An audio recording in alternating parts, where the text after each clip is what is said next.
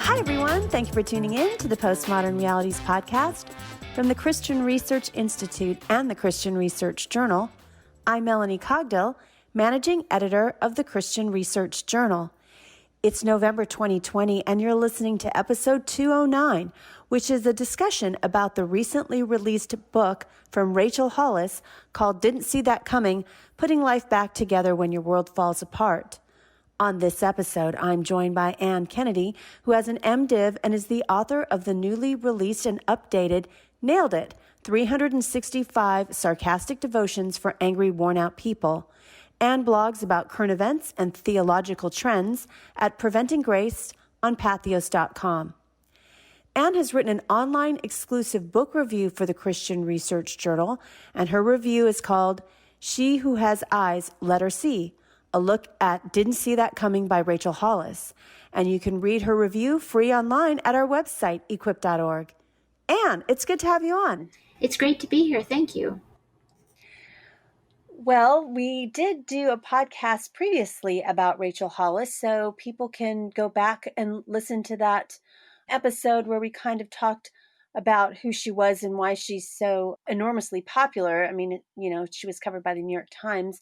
But some major things happened to her since that podcast that we did mention in a podcast after that, where we're kind of catching up with some of these women teachers in evangelicalism like Jen Hatmaker, Glennon Doyle, and Rachel Hollis. And so in that episode, Ann mentioned that she is in the process of getting a divorce. And so during this time, she has come out with a new book that was just released in September 2020. And Rachel's book is called Didn't See That Coming, Putting Life Back Together When Your World Falls Apart.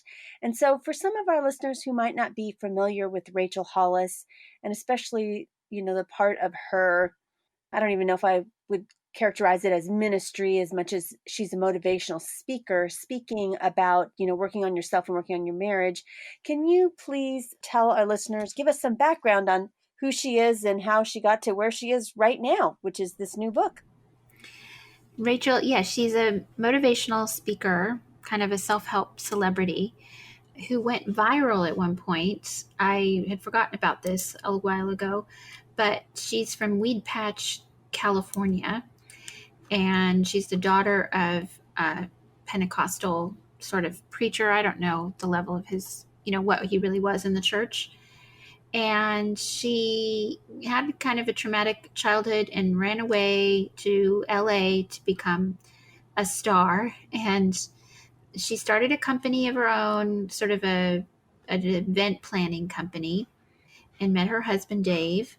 And she had a viral, this is always how it is. You have a blog post go viral or something like that. And she took a picture of herself and put it on Instagram in 2015, the viral bikini photograph that encourages others to share their stretch marks. So she had that, and that launched her kind of into the spotlight, that one picture. And from there, she has built a huge empire called the Hollis Company. I think it's, And she and her husband, Dave, were co-CEOs of that, I think, or he was in charge of the running of it. And from that, she wrote Girl, Wash Your Face first and Girl, Stop Apologizing, both of which were bestsellers. And then she has a brand she calls Rise. She does conferences. She and her husband, Dave, did a marriage conference, I think last year, where they charged $1,000 to get in before hotel or meals or anything like that, and where they gave people advice about how to stay married.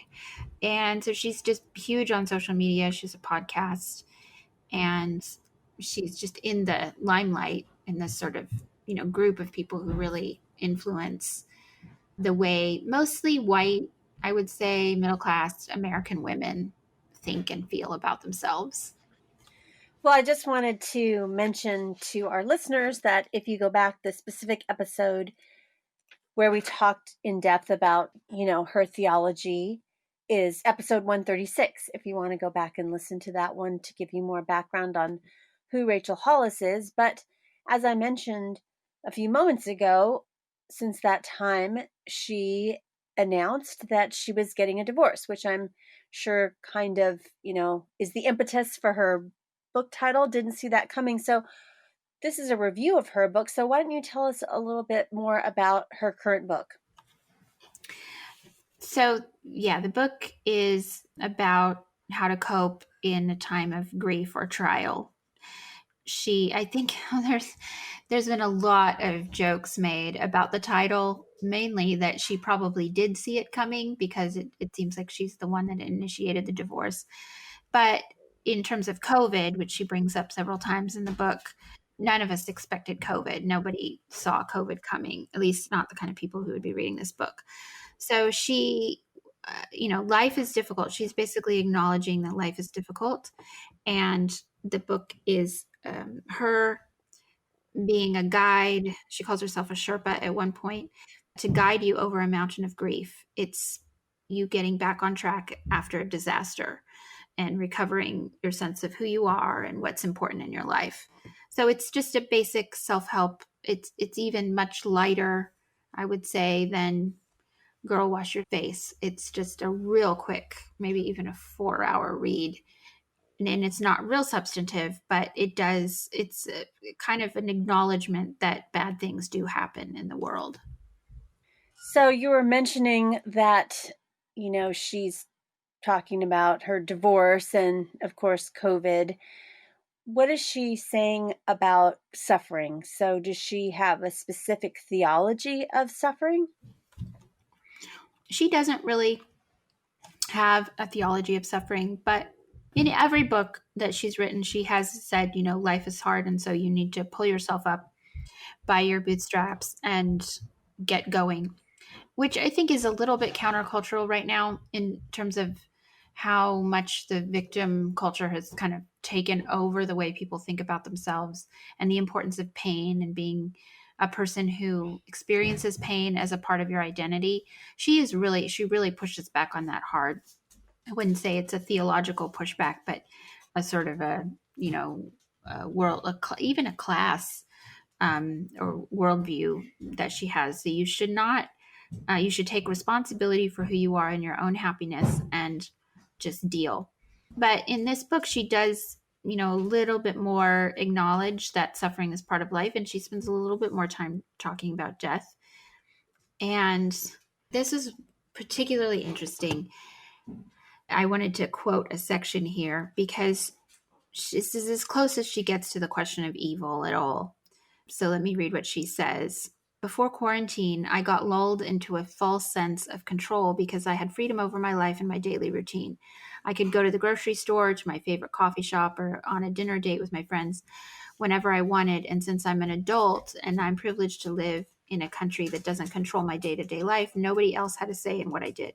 But the truth is, we were never really in control because we were never truly in control of life.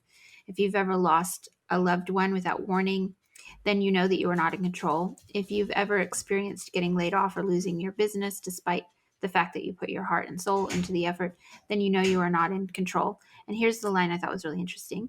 If your partner has ever cheated on you or you've made a personal mistake that tore your foundations away or created a loss of love, then you know that you are not in control of the actions of others either. If you or someone you love has gotten gravely ill, then you understand that you are not in control.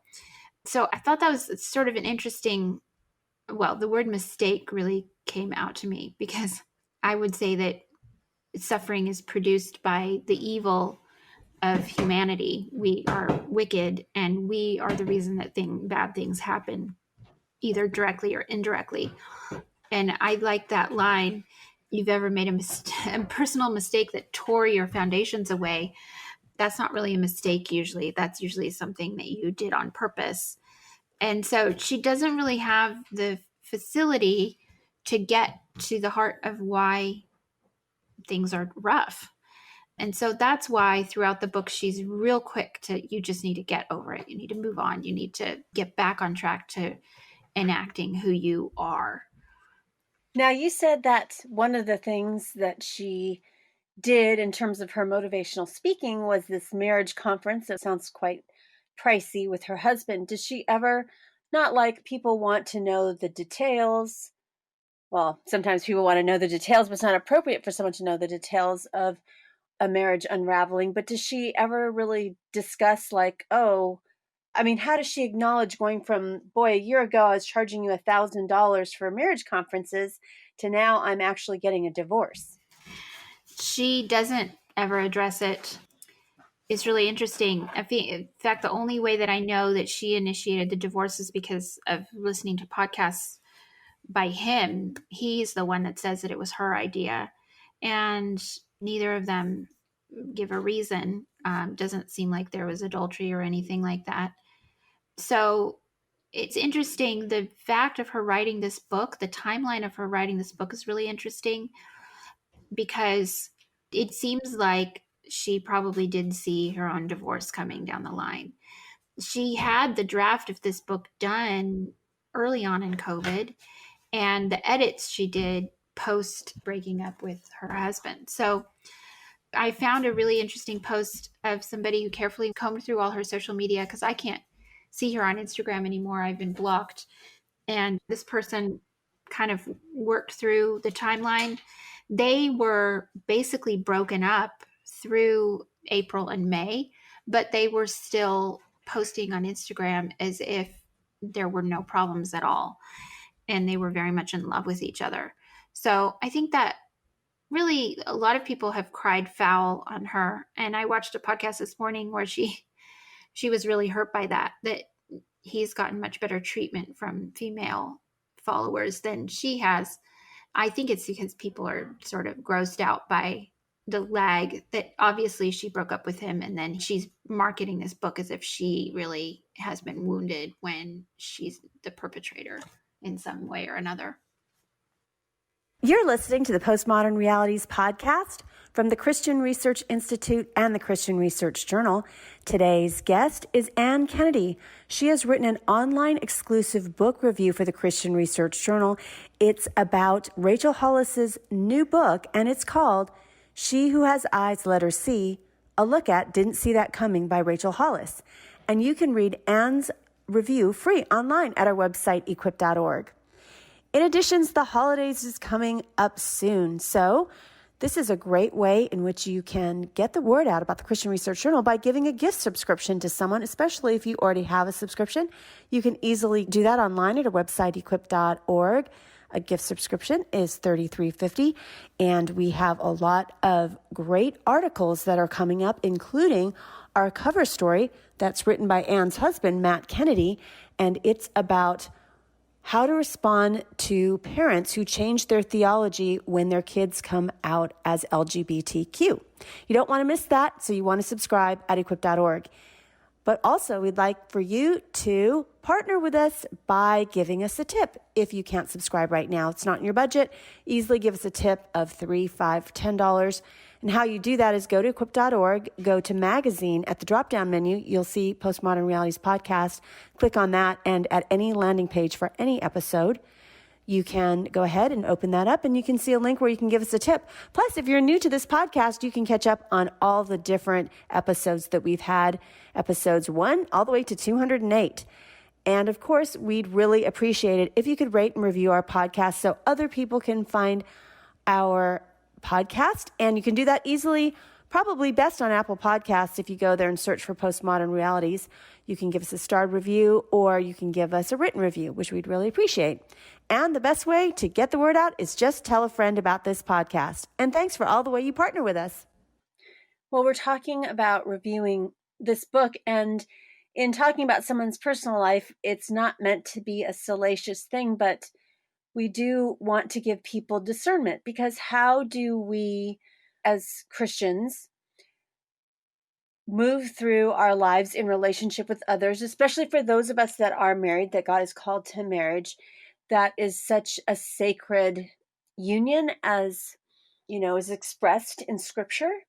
And so this is important, especially if someone is giving marital advice that claims to be a Christian, that, how people are looking to that person for biblical advice, for advice of how to hopefully follow God in this, but it seems like her advice is quite light. So, in continuing on with this theme, I want to know, in the book, what does she say about the person's, their identity, how they see themselves in relationship to suffering, in their relationships that might be crumbling?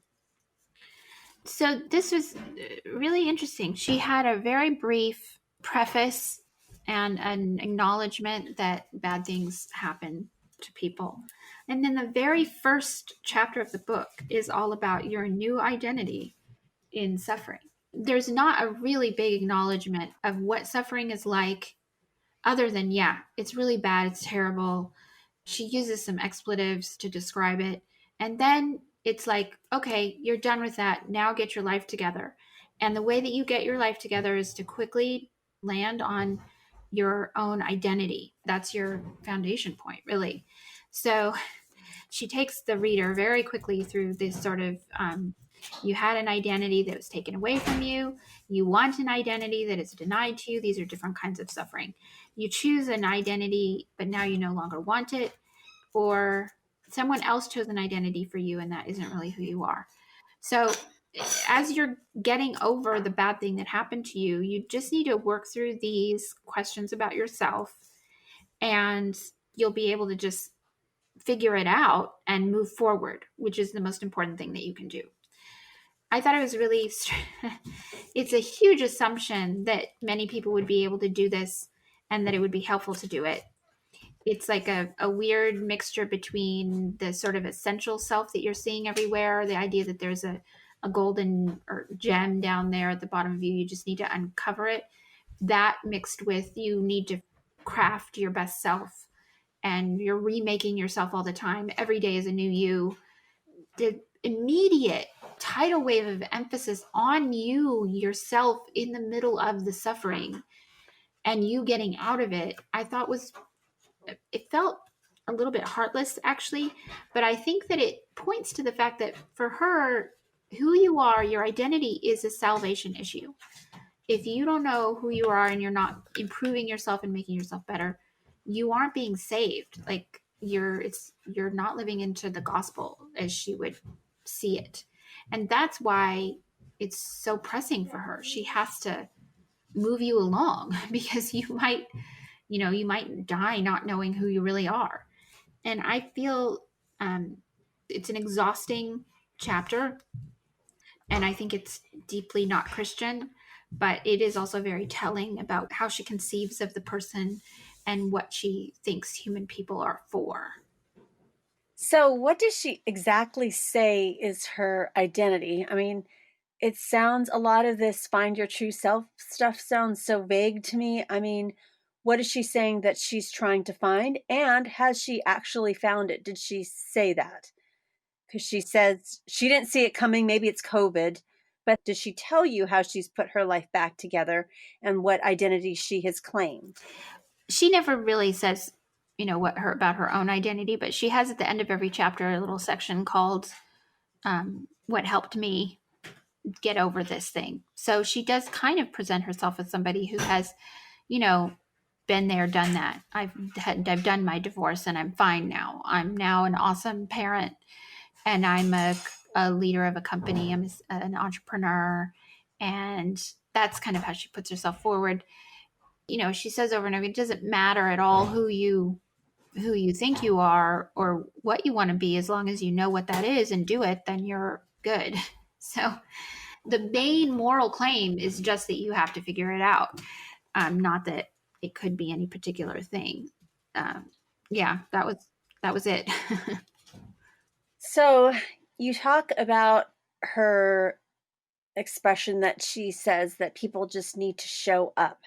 So, what does she mean that you need to show up, and how does she show up? This chapter was kind of heartbreaking because in one of the chapters, it's about not bailing on the people that really matter to you. And of course, I can't remember the name of that chapter right now. It's the chapter is called "Show Up," And it's about not lying down and dying, basically. Get up every time you fall down, get up, get up, get up.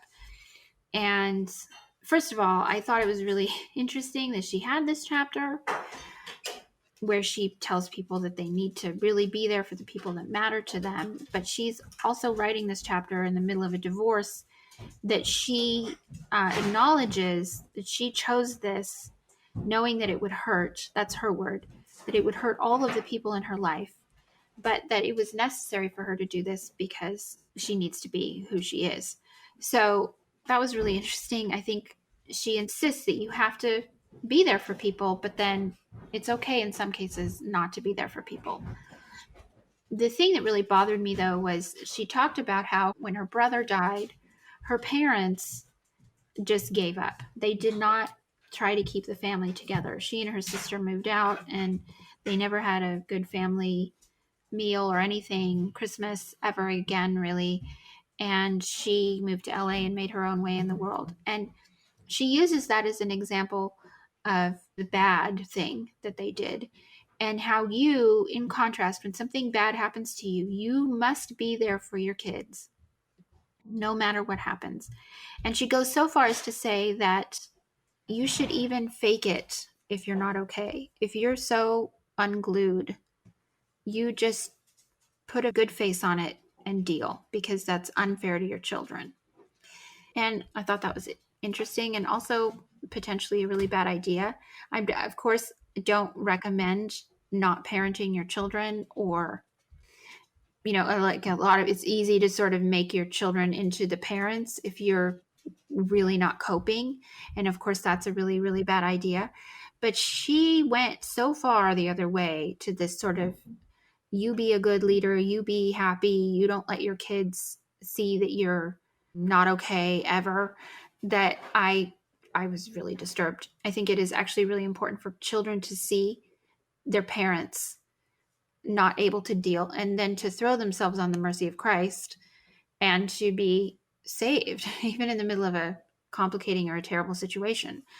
So, you know, if your children never see you cry, if they never see that you don't know what to do next, if they never see the reality of who you are as a person, I think that's a way overcorrection that can be really damaging to children as well. And she doesn't acknowledge that at all. Does she give her readers anything specific to do besides, it sounds like put on this brave face? If you have suffering, I mean, if you have extreme suffering, I think sometimes people want to know, well, how do I handle that? I mean, what are the things that I need to acknowledge in order to face suffering? Does she really give you any tips on how to face this suffering? She says over and over again that you should deal with it, you know, go to therapy, do whatever you need to do. But the chapter that was the best chapter, I think, was about habits. She's gone on about this in other books as well. She's very, very big that you should be building functional habits against the day of catastrophe. And that's absolutely true.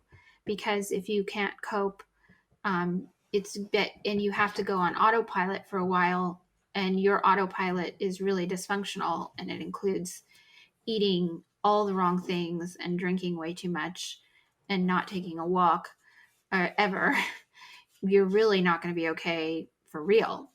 And so she lays out how and why habits are a really, really good way to cope. And I think that that's really true. I found that absolutely true in COVID. The people I know who already had good disciplines, I like the word discipline better than habit, but if you have disciplined yourself in prayer and in church and in the caring for the body and the soul, when COVID hits, then you're not completely on the ground. And I know that that's true in our own church. People who had already disciplined themselves before COVID are doing better than the people who hadn't, because once a bad thing happens, it's almost impossible to start something good. So that's very helpful. But of course, if you're in the middle of a bad thing, it's too late to start the habit. And in some sense, it feels like she's kind of saying, well, too late for you. She doesn't actually say that. She gives advice for how you can get up when you've fallen down day by day. But it's all very rah-rah. It doesn't provide any deeper meaning or motivation for why you should do that. Well, one thing about all of her books and her speaking engagements is they are aimed or had been in the past to Christian women. So does she, and she's, her books are usually in the religious section of a bookstore. So in this book, didn't see that coming. Does she mention God? How does she talk about God? Does she mention scripture? Any scripture that has ministered to her during this process? If it's possible, this book has less mentions of God than even previous ones did, which didn't really have any. The only place where faith comes into it is at the very, very end when she again returns. She is the main theme through the book is the suicide of her brother when she was, I think, 14. So a very traumatic time.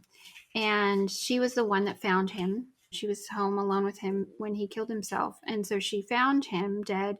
And then she had to call 911.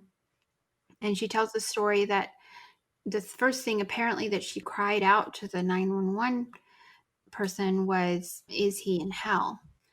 And she doesn't remember saying that, but she was just in such shock. In the aftermath and after the funeral and their family was kind of going through notes and cards that people had sent, she discovered that this 911 person had sent her a card telling her, that she was praying for her and that she should know that her brother was not in hell. She could rest assured that he had not gone to hell. And that was it. And then she moved on to a sort of cheerleading about how the reason her brother died is because he had no hope. And you need to have hope or your life will have no meaning. And you need to figure out where your hope lies.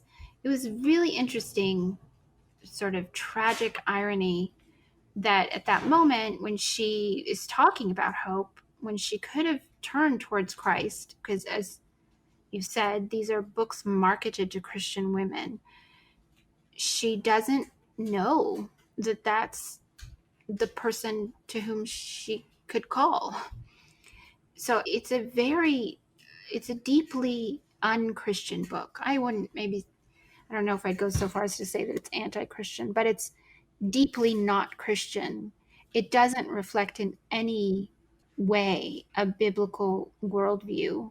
It doesn't offer women the hope that they would need to actually cope in a time of real suffering at all. And she just completely brushes over the whole question of death as a reality. So I found it very, very discouraging. Well, as I looked at different reviews that were positive about the book on Amazon, I mean, a typical review that was positive was saying, "This is such a good read. There's so much great transferable advice. It's really helped me in my trauma.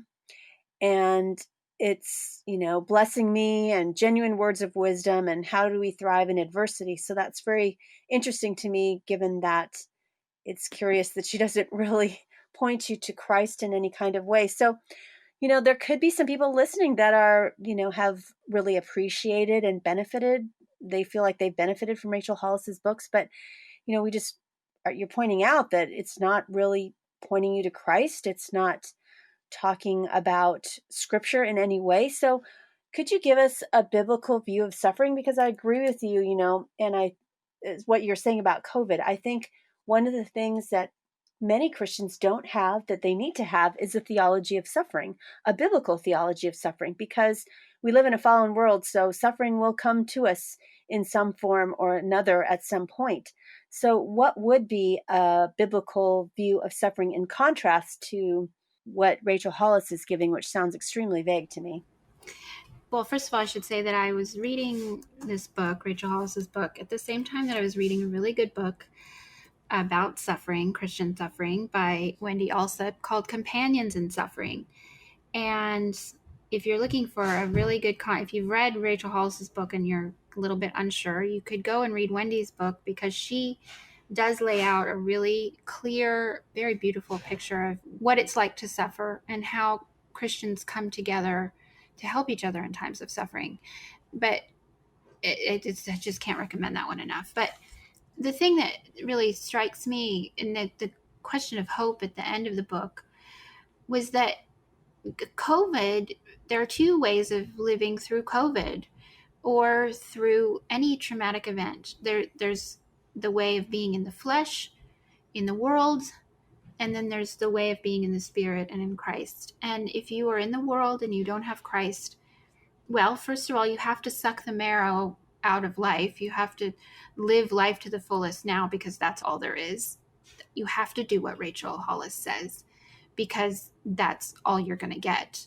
And you'll miss out if you miss anything. So, COVID, any setback that's put in your way is kind of intolerable, and you do need to do whatever you can to get over it. That's the way of the world.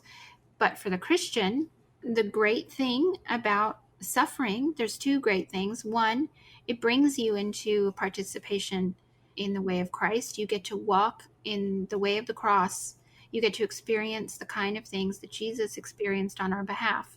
So he pours himself and his suffering into us, and then we can pour ours back into him, and it's full measure, pressed down, shaken together. It overflows into the world, and it's beautiful, first of all, and it's not lost.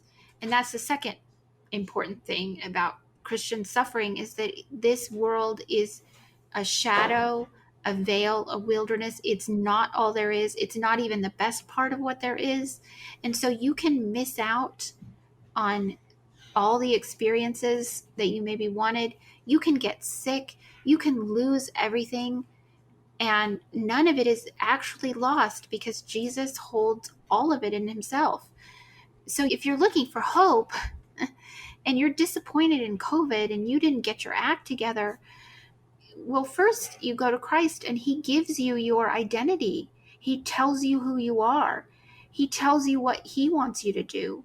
He brings you into his own way, and he makes all of the suffering that you have meaning. And even he might even show you some of that meaning as you go along, although you'll know more about it later. The Christian in suffering is so rich, so full of Christ. There's no comparison really to the vision that Rachel Hollis offers. Hers is just so paltry and also cruel, because I mean, I know people who are suffering in COVID and they can't get up, and they've fallen down, and in some sense some of them will never get back to the place where they were. But that doesn't matter because God has made them his own, and he loves them. They are precious to him. They're not going to be lost. He's gathering up all of the things that they lost and keeping them safe forever. And yeah, if you're tired, you don't have to, you should try. You should follow Jesus, but that is a kindly and a merciful way rather than this harsh, pull yourself together reality that she paints in this book. In the New Testament, the Apostle Paul over and over again talks about us sharing in Christ's sufferings, and even in 2 Corinthians, abundantly sharing in his sufferings. Does she at all mention sharing in the sufferings of Christ? Because through that, like you were saying, we know, Paul talks about, we know the power of his resurrection. We've taken up our cross to follow him, and that he's called us to share in these sufferings. Does she even mention that at all? No, not even a little bit. No, she never once uses the name Jesus. I think she mentions the word God a few times, but no, she doesn't have any. And there's a deep contradiction in what she says, because she, on the one hand, wants people to be good people and take care of each other and show up for each other. And on the other hand, she wants everybody to follow their own dreams to the uttermost. And those two things can't go together. The only person who can really bring you into real community with other people is Christ. And the way that he heals you is by bringing you into community with other people who belong to you. So you can't enact her vision and end up with relationships that will be meaningful to you or that will help you and heal you along the way. Does she say anything about the church? Because one thing that we also know is that, we're a part of this community in our local congregations. I mean, we're part of the church worldwide, of course, but for us particularly, everybody has a community that they're involved in their church. And through that, we, weep with those who weep. We rejoice with those who rejoice. We walk alongside other believers in the midst of their suffering and help them and encourage them and so forth. So, does she even talk about a community or any kind of community or church at all as a place where she's finding encouragement and getting pointed to the gospel and Jesus? I don't even think she mentions that in past books. She's mentioned that she goes to church or her family goes to church, but she didn't do that this time. She may at some point, it didn't jump out at me, mention, she mentions things that you should do, therapy, prayer. And she did at one point say that she prayed, but she didn't really say, what that looked like or who was the object of those prayers. So no, she doesn't have any idea of the church, a community of believers. She talks a lot about her team and those people being really important and meaningful to her, but she gets to choose those people, of course. And that's one important difference, is that if you go to church, you shouldn't be picking the people who are bonded to you through salvation. So no, she just doesn't have any ecclesiology. She doesn't have any Christology. She doesn't have any Christian vision at all. Well, thanks, Anne, for always diving into these books for us to help us unpack them, because I think that there are a lot of Christian women, as we've found, as I've talked to you, is so many of these books become mega bestsellers. So there are people reading them and recommending them to friends, and we should really have some concern, especially if these are Christians who are claiming to be Christians and they're not pointing us to biblical truth. Well, finally, on a much lighter note than suffering, I have some fun rapid fire questions for Anne. So, Anne, what's your favorite pie for dessert at Thanksgiving, if in fact you serve pie?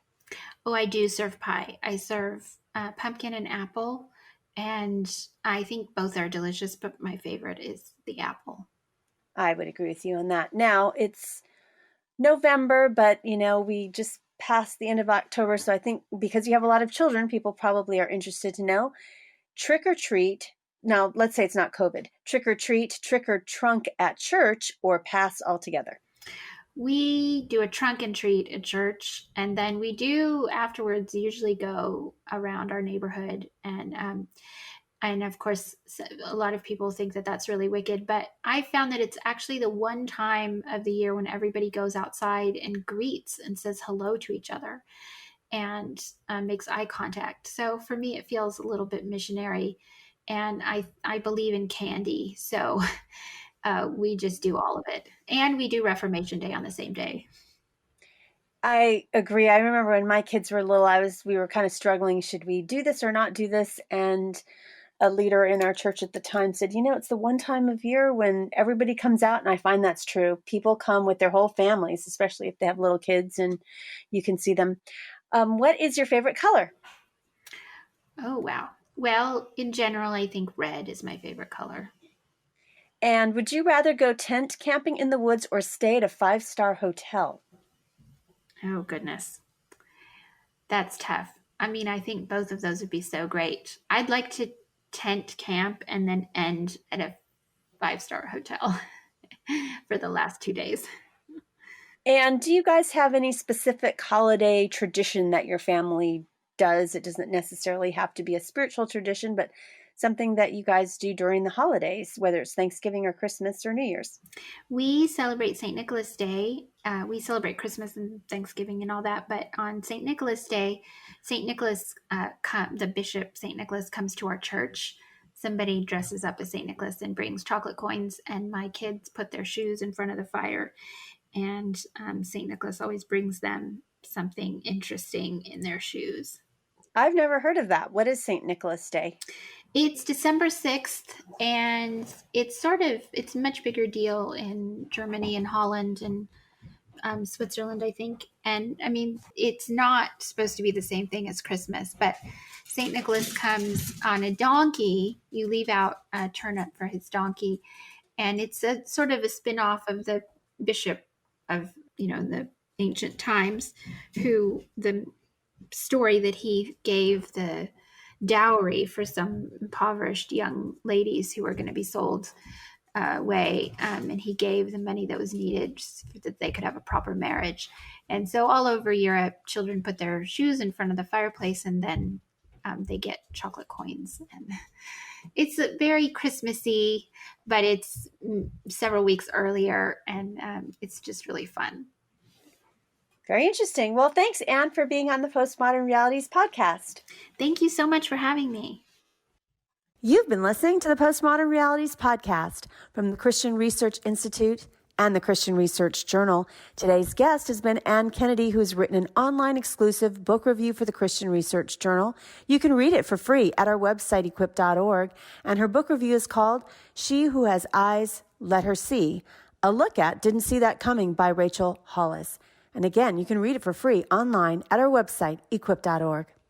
We'd like to hear from you, so connect with us on social media, like the Bible Answer Man Facebook page, and follow CRI, Christian Research Journal, Hank Hanegraaff, and the Bible Answer Man on Twitter.